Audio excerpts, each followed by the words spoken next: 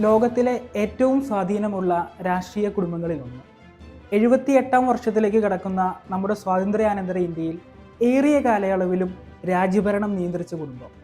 ഇന്നും ഇന്ത്യൻ രാഷ്ട്രീയ സാഹചര്യങ്ങളിൽ നിർണായക സ്വാധീനം ചെലുത്താൻ ശേഷിയുള്ള കുടുംബം നെഹ്റു ഫാമിലി അഥവാ ഗാന്ധി ഫാമിലി.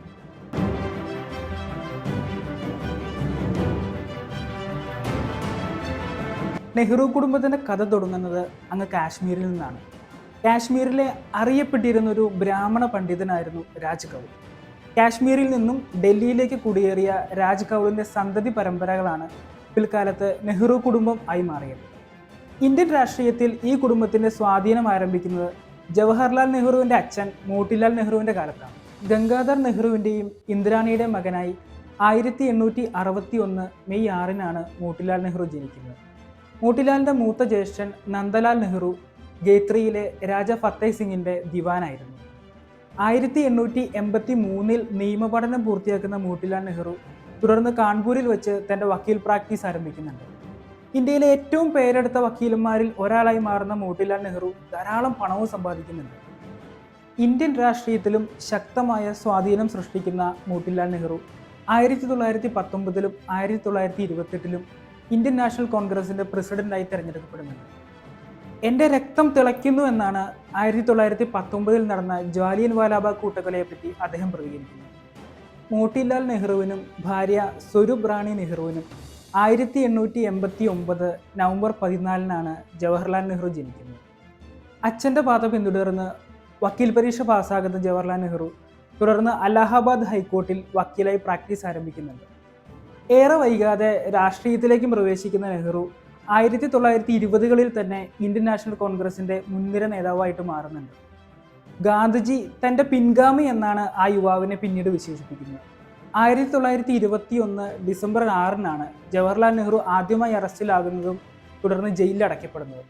പിന്നീട് പല ഘട്ടങ്ങളിലായി അറസ്റ്റിലാവുന്ന അദ്ദേഹം ആകെ മൊത്തം 9 വർഷക്കാലമാണ് ജയിലിൽ കഴിച്ചുകൂട്ടുന്നത്. സ്വാതന്ത്ര്യാനന്തരം ഇന്ത്യയുടെ പ്രഥമ പ്രധാനമന്ത്രിയെ ചുമതലയേൽക്കുന്ന അദ്ദേഹം പിന്നീട് മരണം വരെ ആ സ്ഥാനത്ത് തുടരുന്നുണ്ട്. ജവഹർലാൽ നെഹ്റുവിനും ഭാര്യ കമല നെഹ്റുവിനും 1917 നവംബർ 19-നാണ് ഇന്ദിര ജനിക്കുന്നത്. അത്ര സുഖകരമായൊരു ബാല്യമായിരുന്നില്ല ഇന്ദിരയുടേത്. ജവഹർലാൽ നെഹ്റുവിന് പലപ്പോഴും സ്വാതന്ത്ര്യ പോരാട്ടത്തിൻ്റെ തിരക്കിലായിരിക്കെ തൻ്റെ കുടുംബത്തിൻ്റെ ഒപ്പം സമയം ചെലവഴിക്കാൻ സാധിച്ചിരുന്നില്ല. അമ്മ കമല നെഹ്റുവിനൊപ്പം അലഹാബാദിലുള്ള ആനന്ദ് ഭവനിലാണ് ഇന്ദിര വളർന്നത്. നന്നേ ചെറുപ്പത്തിൽ തന്നെ ഇന്ദിരയുടെ രാഷ്ട്രീയ പ്രവേശനം നടക്കുന്നുണ്ട്. അമ്മ കമല നെഹ്റുവിന് വേണ്ടി കുട്ടികളുടെ ഒരു ബ്രിഗേഡ് വാനരസേന നിർമ്മിക്കുന്നതിന് ചുക്കാൻ പിടിച്ചത് ഇന്ദിരയായിരുന്നു. ഇന്ദിരയുടെ പേരിനോടൊപ്പം തന്നെ ചേർത്ത് വായിക്കേണ്ട മറ്റൊരു പേരാണ് ഫിറോസ് ഗാന്ധി. നെഹ്റു കുടുംബം പിന്നീട് ഗാന്ധി കുടുംബമായി മാറുന്നത് ഈ ചെറുപ്പക്കാരൻ്റെ വരവോടെയാണ്. ബോംബെയിലെ അതിസമ്പന്നമായൊരു പാഴ്സി കുടുംബത്തിൽ ജനിച്ച ഫിറോസ് ജഹാംഗീർ ഗണ്ഡി എന്ന ചെറുപ്പക്കാരൻ ഗാന്ധിജിയോടുള്ള തൻ്റെ ആരാധന മൂത്ത് തൻ്റെ സർനെയിം ഗാന്ധി എന്നാക്കി മാറ്റുകയായിരുന്നു. പഠനം പാതി വഴിയിൽ ഉപേക്ഷിച്ച് സ്വാതന്ത്ര്യ സമരത്തിൻ്റെ തീച്ചൂളയിലേക്ക് എടുത്തു ചാടുന്ന യുവാവ് പലതവണ ജയിലിൽ കഴിയുന്നുണ്ട്. നെഹ്റു കുടുംബവുമായി വളരെയധികം അടുത്ത ബന്ധം പുലർത്തിയിരുന്ന ഫിറോസ് ഇന്ദിരയോടുള്ള തൻ്റെ പ്രണയം ആദ്യമായി പറയുന്നത് അമ്മ കമല നെഹ്റുവിനോടായിരുന്നു. എന്നാൽ അന്ന് 16 വയസ്സ് മാത്രം പ്രായമുണ്ടായിരുന്ന ഇന്ദിരയുടെ പ്രായം ചൂണ്ടിക്കാട്ടി അമ്മ കമല ഈ ആഗ്രഹത്തെ നിരസിക്കുകയാണ് ഉണ്ടായത്. പിന്നീട് Feroze Gandhi London school of എക്കണോമിക്സിൽ പഠിക്കാൻ വേണ്ടി ഇംഗ്ലണ്ടിലേക്ക് പോകുന്നുണ്ട്. ഈ കാലയളവിൽ ഇന്ദിരയും ലണ്ടനിലുണ്ടായിരുന്നു. ഈ സമയത്താണ് ഇന്ദിരയും ഫിറോസും തമ്മിൽ പ്രണയത്തിലാവുന്നത്. എന്നാൽ അച്ഛൻ ജവഹർലാൽ നെഹ്റുവിന് ഈ ബന്ധം അത്ര താല്പര്യമുണ്ടായിരുന്നില്ല.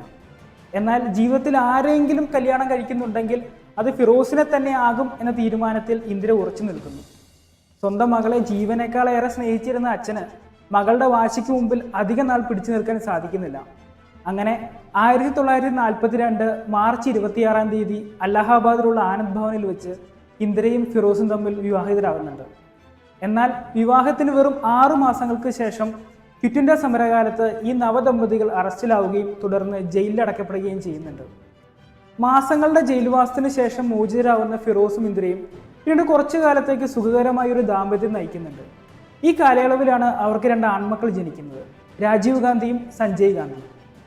സ്വാതന്ത്ര്യാനന്തരം നെഹ്റു ഇന്ത്യയുടെ പ്രഥമ പ്രധാനമന്ത്രിയായതിനു ശേഷം അദ്ദേഹത്തിൻ്റെ ഔദ്യോഗിക യാത്രകളിലെ സ്ഥിര സാന്നിധ്യമായിരുന്നു ഇന്ദിര. ഈ കാലയളവിൽ നടത്തിയ ഉച്ചകോടികളും ചർച്ചകളും സംവാദങ്ങളും ഒക്കെയാണ് പിന്നീട് ഇന്ദിര എന്ന ഭരണാധികാരിയെ പരുവപ്പെടുത്തിയെടുക്കുന്നത്. 1952 ഫിറോസ് ഗാന്ധിയും ഇന്ത്യൻ പാർലമെന്റിലേക്ക് തിരഞ്ഞെടുക്കപ്പെടുന്നുണ്ട്.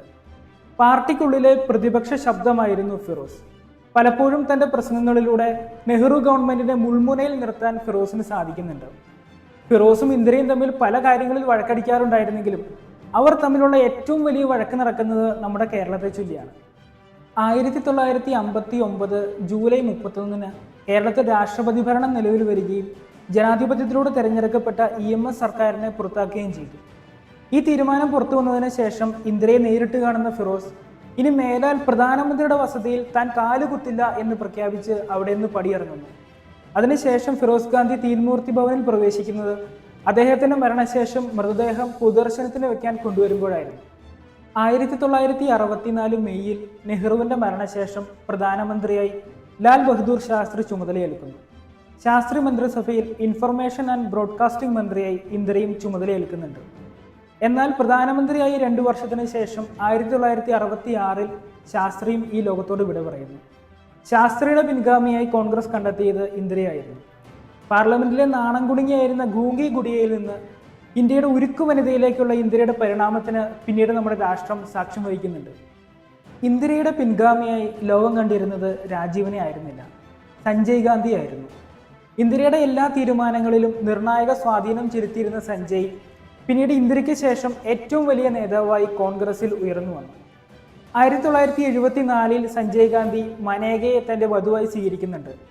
ഇവർക്ക് 1980 ഒരു ആൺകുഞ്ഞു പിറന്നു, വരുൺ ഗാന്ധി. കോൺഗ്രസിന്റെ യുവരാജാവായി വിലസിയിരുന്ന സഞ്ജയ് ഗാന്ധിക്ക് പക്ഷേ അധിക നാൾ ആയുസ് ഉണ്ടായിരുന്നില്ല. 1980 വെച്ച് നടന്ന ഒരു വിമാനാപകടത്തിൽ അദ്ദേഹം മരണപ്പെടുന്നു. സഞ്ജയ് ഗാന്ധിയുടെ മരണത്തിന് ശേഷമാണ് അതുവരെ രാഷ്ട്രീയത്തിൽ തീരെ താല്പര്യമില്ലാതെ മാറി നിന്നിരുന്ന ഇന്ദിരയുടെ മൂത്ത മകൻ രാജീവ് ഗാന്ധി രാഷ്ട്രീയത്തിലേക്ക് വരാൻ നിർബന്ധിതനാകുന്നു. ഇറ്റലിക്കാരിയെ സോണിയെ വിവാഹം ചെയ്ത് ഇന്ത്യൻ എയർലൈനിൽ ഒരു പൈലറ്റായി തികഞ്ഞൊരു കുടുംബജീവിതമാണ് രാജീവ് നയിച്ചിരുന്നത്. 1968 വിവാഹിതരായ രാജീവിനും സോണിയയ്ക്കും 1970-72 വർഷങ്ങളിൽ 2 കുട്ടികളുണ്ടാകുന്നുണ്ട്, രാഹുൽ ഗാന്ധിയും പ്രിയങ്ക ഗാന്ധിയും. സഞ്ജയ് ഗാന്ധി കൈവശം വെച്ചിരുന്ന അമേഠിയിൽ നിന്ന് രാജീവ് ലോക്സഭയിലേക്ക് തിരഞ്ഞെടുക്കപ്പെട്ടു. അമേഠിയിൽ രാജീവിനെ മത്സരിപ്പിച്ച തീരുമാനത്തോട് പക്ഷേ മനേക ഗാന്ധിക്ക് തീരെ താല്പര്യമില്ലായിരുന്നു. തൻ്റെ ഭർത്താവിൻ്റെ പിൻഗാമിയായി തന്നെ പരിഗണിക്കും എന്നവർ പ്രതീക്ഷിച്ചിരുന്നു. ഇതിനുശേഷം ഇന്ദിരയും മനേകയും തമ്മിൽ അകലുന്നുണ്ട്. ലക്നൌവിൽ വെച്ച് മനേക ഒരു കൺവെൻഷൻ വിളിച്ചു കൂട്ടുകയും ആയിരക്കണക്കിന് കോൺഗ്രസ് പ്രവർത്തകർക്ക് മുമ്പിൽ പ്രസംഗിക്കുകയും ചെയ്യുന്നുണ്ട്. തൻ്റെ വാക്ക് കേൾക്കാതെ മനേക നടത്തിയ ഈ പ്രസംഗം ഇന്ദിരയെ ചൊടിപ്പിച്ചു. ഈ പ്രസംഗം നടക്കുമ്പോൾ ഇന്ദിര ലണ്ടനിലായിരുന്നു. ലണ്ടനിൽ നിന്ന് മടങ്ങിയെത്തിയ ഇന്ദിര 1982 മാർച്ച് 28 മനേകയെ ആ വീട്ടിൽ നിന്ന് പുറത്താക്കി. കൈക്കുഞ്ഞായ വരുൺ ഗാന്ധിയും കയ്യിലേന്തി ആ രാത്രി പ്രധാനമന്ത്രിയുടെ വസതി വിട്ടിറങ്ങിയ മനേക ഗാന്ധി നെഹ്റു കുടുംബമായും കോൺഗ്രസ് പാർട്ടിയുമായി എല്ലാ ബന്ധങ്ങളും അവിടെ വെച്ച് ഉപേക്ഷിച്ചു. ഇന്ന് BJP അംഗമായ മനേക ഗാന്ധി സുൽത്താൻപൂരിൽ നിന്നുള്ള ലോക്സഭാംഗമാണ്. മകൻ വരുൺ ഗാന്ധി BJP അംഗവും പലതവണ പാർലമെന്റിലേക്ക് തിരഞ്ഞെടുക്കപ്പെട്ട വ്യക്തിയുമാണ്. 1984 ഇന്ദിരയുടെ മരണശേഷം രാജീവ് ഗാന്ധി ഇന്ത്യയുടെ പ്രധാനമന്ത്രിയാവുന്നുണ്ട്. ഇന്ത്യ കണ്ട ഏറ്റവും പ്രായം കുറഞ്ഞ പ്രധാനമന്ത്രിയായിരുന്നു രാജീവ്. എന്നാൽ പ്രധാനമന്ത്രി ചുമതലയേറ്റതിന് 7 വർഷങ്ങൾക്ക് ശേഷം 1991 മെയ് 21 ശ്രീപെരുമ്പത്തൂരിൽ വെച്ച് നടന്നൊരു സ്ഫോടനത്തിൽ രാജീവ് കൊല്ലപ്പെടുന്നു. രാജീവിന്റെ മരണശേഷം നടന്ന തെരഞ്ഞെടുപ്പിൽ കോൺഗ്രസ് വൻ ഭൂരിപക്ഷത്തോടെ ജയിക്കുകയും PV നരസിംഹറാവു ഇന്ത്യയുടെ പ്രധാനമന്ത്രിയെ ചുമതലയേൽക്കുകയും ചെയ്യുന്നുണ്ട്. എന്നാൽ പിന്നീട് നടന്ന ഇലക്ഷനിൽ തകർന്നടഞ്ഞ കോൺഗ്രസിനെ പുനരുജ്ജീവിപ്പിക്കാൻ സോണിയ രംഗപ്രവേശനം ചെയ്തു. 1999, 2003 കാലയളവിൽ സോണിയാഗാന്ധിയായിരുന്നു ലോക്സഭയിലെ പ്രതിപക്ഷ നേതാവ്. 2004 2009 നടന്ന ലോക്സഭാ തെരഞ്ഞെടുപ്പിൽ സോണിയയുടെ നേതൃത്വ മികവിൽ കോൺഗ്രസ് വൻ വിജയം കരസ്ഥമാക്കുന്നുണ്ടെങ്കിലും പ്രധാനമന്ത്രി പദത്തിൽ നിന്നും സോണിയ വിട്ടുനിൽക്കുന്നുണ്ട്. പകരം മൻമോഹൻ സിംഗിനെ പ്രധാനമന്ത്രിയായി സോണിയാഗാന്ധി നിർദ്ദേശിച്ചു. 2004 തന്നെ സോണിയ രാജീവ് ദമ്പതികളുടെ മൂത്ത മകൻ രാഹുൽ ഗാന്ധി തൻ്റെ രാഷ്ട്രീയ ജീവിതം ആരംഭിക്കുന്നുണ്ട്. 2004 മുതൽ 2019 വരെ അമേഠിയിൽ നിന്നുള്ള ലോക്സഭാംഗമായിരുന്നു രാഹുൽ. 2019 അമേഠിയിൽ നിന്നും വയനാട്ടിൽ നിന്നും മത്സരിക്കുന്ന രാഹുൽ അമേഠിയിൽ തോൽക്കുകയും വയനാട്ടിൽ വിജയിക്കുകയും ചെയ്യുന്നു. 2024 റായ്ബറേലിയിൽ നിന്നും വയനാട്ടിൽ നിന്നും മത്സരിക്കുന്ന രാഹുൽ രണ്ടിടത്തും ജയിക്കുകയും തുടർന്ന് ഇന്ത്യയുടെ പ്രതിപക്ഷ നേതാവായി ചുമതലയേൽക്കുകയും ചെയ്യുന്നുണ്ട്. രാഹുൽ ഒഴിയുന്ന വയനാട് സീറ്റിലേക്ക് പാർട്ടി കണ്ടെത്തിയ ഉത്തരം രാഹുലിന്റെ സഹോദരി പ്രിയങ്ക ഗാന്ധിയുടേതായിരുന്നു. മുൻപ് പലതവണ സഹോദരൻ രാഹുൽ ഗാന്ധിക്ക് വേണ്ടിയും അമ്മ സോണിയാഗാന്ധിക്ക് വേണ്ടിയും തെരഞ്ഞെടുപ്പ് പ്രചാരണങ്ങൾ നടത്തിയിട്ടുണ്ടെങ്കിലും പ്രിയങ്കയുടെ രാഷ്ട്രീയത്തിലേക്കുള്ള ഒഫീഷ്യൽ എൻട്രി നടക്കുന്നത് 2019 AICC ജനറൽ സെക്രട്ടറി തിരഞ്ഞെടുക്കപ്പെട്ടപ്പോഴായിരുന്നു. വയനാട്ടിൽ നിന്നും വൻ ഭൂരിപക്ഷത്തോടെ തിരഞ്ഞെടുക്കപ്പെട്ട പ്രിയങ്ക ഗാന്ധിയുടെ സാന്നിധ്യം കേരളത്തിലും കേന്ദ്രത്തിലും പ്രതിപക്ഷത്തിന് ഗുണം ചെയ്യും എന്നാണ് കോൺഗ്രസ് പാർട്ടിയുടെ വിലയിരുത്തൽ. നെഹ്റു കുടുംബത്തിൽ നിന്നും രാഷ്ട്രീയ പ്രവേശനം ചെയ്യുന്ന അവസാനത്തെ വ്യക്തിയായിരിക്കില്ല പ്രിയങ്ക. പുതിയ മുഖങ്ങൾ ഇനിയും അവതരിച്ചേക്കാം. പ്രിയങ്കയുടെ ഭർത്താവ് റോബർട്ട് വാദ്ര രാഷ്ട്രീയ പ്രവേശനം ചെയ്തേക്കാം എന്നുള്ള അഭ്യൂഹങ്ങൾ ശക്തമാണ്.